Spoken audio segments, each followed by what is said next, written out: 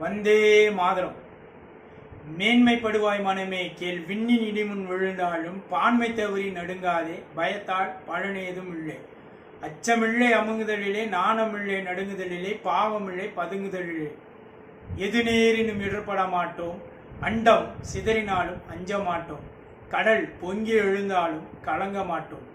யாருக்கும் மஞ்சோம், எதற்கும் மஞ்சோம், எங்கும் மஞ்சோம், எப்போதும் மஞ்சோம். மகாகவி சுப்பிரமணிய பாரதியார். பாரத தேசத்தை கொள்ளையடிக்க வந்த வெள்ளைக்கார கூட்டத்திற்கு எதிராக யுத்தமானது 2 காலகட்டங்களில் நிகழ்ந்தது. 18ஆம் நூற்றாண்டு 19ஆம் நூற்றாண்டு காலகட்டங்களில் யுத்தமானது மன்னர்கள் மூலமாகவும், குறுநில மன்னர்கள் மூலமாகவும், பாளையக்காரர்கள் மூலமாகவும் நிகழ்ந்தது. 20ஆம் நூற்றாண்டின் மத்திய காலகட்டத்தில் வங்கம் தந்த சிங்கம் நேதாஜி சுபாஷ் சந்திர போஸ் அவர்கள் தொடங்கிய இந்திய தேசிய இராணுவத்தின் மூலமாக யுத்தமானது வெள்ளைக்காரர்களுக்கு எதிராக நிகழ்ந்தது. பாஞ்சாலங்குறிச்சியை ஆட்சி செய்து வந்த வீரபாண்டிய கட்டபொம்மன் அவர்களை தூக்கிலிடப்பட்ட பிறகு அவர்களுடன் பயணித்து வந்த மா வீரர்களை பற்றிய வரலாறானது நாட்டுப்புற பாடல்கள் மூலமாக வானமாமலை என்னும் சிற்றூரில் பயணித்து வந்தது. அந்த வீரர்களில் குறிப்பிடத்தகுந்த வீரர்களில் ஒருவரை பற்றிய காணொளிதான் இன்றைய காணொளியாகும். அந்த மா வீரரின் பெயர் சுந்தரலிங்கனார் ஐயாகும். சுந்தரலிங்கனார் ஐயாவை இந்த தேசத்திற்கு வழங்கிய மண் தூத்துக்குடி பாஞ்சாலங்குறிச்சியில் உள்ள கவர்னகிரி என்னும் சிற்றூராகும். கவர்னகிரியில் பயணித்து வந்த அவரின் வீரமானது அவரை வீரபாண்டிய கட்டபொம்மன் அவர்களிடம் அழைத்து செல்கிறது. வீரபாண்டிய கட்டபொம்மன் முதலில் ஒற்றர் படைப்பிரிவுக்கு சுந்தரலிங்கனார் ஐயாவை தளபதியாக நியமிக்கிறார்.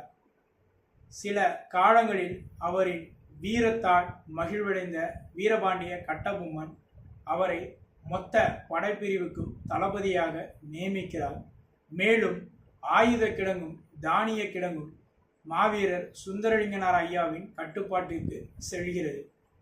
மாவீரர் சுந்தரலிங்கனார் ஐயாவும் வெள்ளையத்தேவன் ஐயாவும் வீரபாண்டிய கட்டபொம்மன் அவர்களை பக்கபலமாக நின்று எப்பொழுதும் காத்து நின்ற மாவீரர்கள் ஆவார்கள்.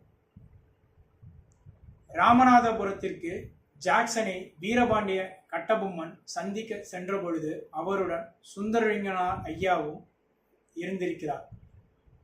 முதலில் பேச்சுவார்த்தை தொடங்கி நிகழ்ந்து கொண்டிருந்த பொழுது அந்த பேச்சுவார்த்தையானது இறுதியில் யுத்தத்திற்கு செல்கிறது. அந்த யுத்தத்தில் கட்டபொம்மனுக்கும் ஜாக்சனுக்கும் இடையில் யுத்தமானது நிகழ்கிறது. அந்த யுத்தத்தில் பல வெள்ளைக்காரர்களின் தலையானது கொய்யப்படுகிறது. அந்த யுத்தத்தில் மிகப்பெரிய வீரத்தினை வெளிப்படுத்தி இருக்கிறார் மாவீரர் சுந்தரலிங்கனார் ஐயாவும். ராமநாதபுரத்தில் நடந்த யுத்தத்திற்கு பிறகு சுந்தரலிங்கனார் ஐயாவும் வீரபாண்டிய கட்டபொம்மன் அவர்களும் மீண்டும் பாஞ்சாலங்குறிச்சிக்கு வருகிறார்கள். யுத்தத்திற்கு பிறகு ஆங்கிலேய படையானது பாஞ்சாலங்குறிச்சியை யுத்தம் செய்வதற்காக பாஞ்சாலங்குறிச்சிக்கு முன்பு இருக்கும் ஒரு காட்டில் முகாமிடுகிறது. இந்த செய்தியானது சுந்தரலிங்கனார் ஐயாவிற்கு கிடைக்கிறது. சுந்தரலிங்கனார் ஐயாவும் அவருக்கு திருமணம் செய்யப்போகும் வடிவு என்னும் அவருடைய முறைப்பெண்ணும் இருவரும் சேர்ந்து ஆடு மாடு மேய்ப்பவர்கள் போல் மாறுவேடம் அணிந்த அந்த இடத்திற்கு செல்கிறார்கள். அங்கு வெள்ளையர்களின் ஆயுத கிடங்கில் இவர்கள் இருவரும் தனது மேல் தீயை பற்ற வைத்து கொண்டு அந்த ஆயுத கிடங்கில் குதித்து விடுகிறார்கள். அங்கு மிகப்பெரிய சேதமானது ஏற்படுகிறது. அந்த சேதமானது வெள்ளையர்களின் படைப்பிரிவில் மிகப்பெரிய தாக்கத்தை ஏற்படுத்துகிறது. இத்தகையதொரு மாவீரரின் வரலாற்றினை தான் அந்த நாட்டுப்புற பாடல் தாங்கி நிற்கிறது. நாம் இன்று சுவாசித்து கொண்டிருக்கும் இத்தகைய அற்புதமானதொரு சுதந்திர காற்றானது இவர்களை போன்ற எண்ணற்ற மாவீரர்களின் தியாகத்தாலும் வீரத்தாலும் நமக்கு கிடைத்த ஒரு அரிய பொக்கிஷமாகும். இந்த பாரத தேசம்தான் நமக்கு என்றென்றும் வீடு. இந்த பாரத தேசம்தான் என்றும் நமக்கு தெய்வம். நாடுதான் நமக்கு வீடு, தேசம்தான் நமக்கு தெய்வமாகும். ஏப்ரல் 16 மாவீரர் சுந்தரலிங்கனார் ஐயா அவர்கள் அவதரித்த தினமாகும். இவரை போன்ற எண்ணிலடங்காத தேச பக்தர்களின் வரலாறும் புகழும் இம்மண்ணில் என்றென்றும் ஓங்கி ஒலித்து கொண்டே இருக்கட்டும். தேசியமும் தெய்வீகமும் இம்மண்ணில் என்றென்றும் பட்டொளி வீசி பறந்து கொண்டே இருக்கட்டும். ஓம் ஜெய்ஹிந்த்.